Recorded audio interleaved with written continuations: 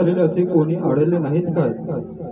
तेव्हा त्याने म्हटले, उठ, जा, तुझ्या विश्वासाने तुला बरे केले आहे. आमेन आमेन. आमेन. आपण सर्वजण पुन्हा एकदा देवाचे आभार मानू.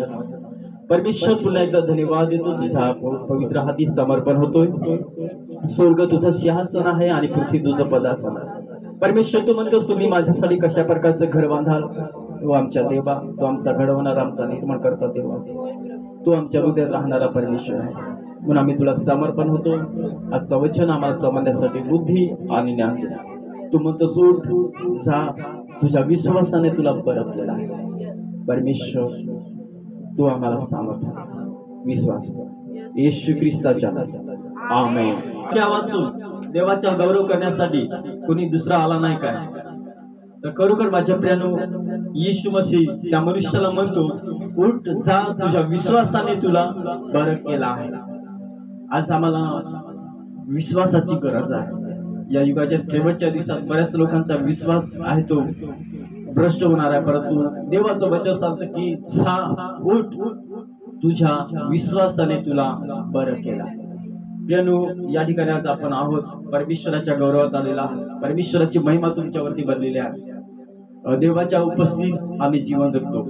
जसं आम्ही जुन्या करामध्ये पाहतो की ज्या परमेश्वराने मिस्र देशातून त्याच्या मंडळीला बाहेर आणलं, त्याच्या निवडल्या पवित्र चांगला, तेव्हा परमेश्वर दिवसा सावलीसाठी मेघस्तंभाच्या द्वारे त्यांच्या बरोबर राहायचा आणि रात्री त्यांना उजेड मिळावा, प्रकाश मिळावा चालण्यासाठी ते दिवस आणि रात्र प्रवासात राहिले.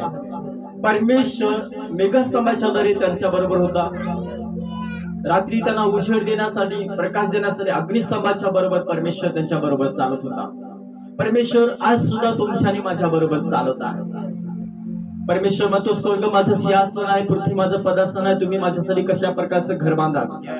परमेश्वराचं मंदिर तुम्ही आहात, परमेश्वराचं घर तुम्ही आहात आणि देव पवित्र आत्म्याच्या तरी या युगात आम्ही कृपेच्या अनुग्रहाच्या युगामध्ये आहोत.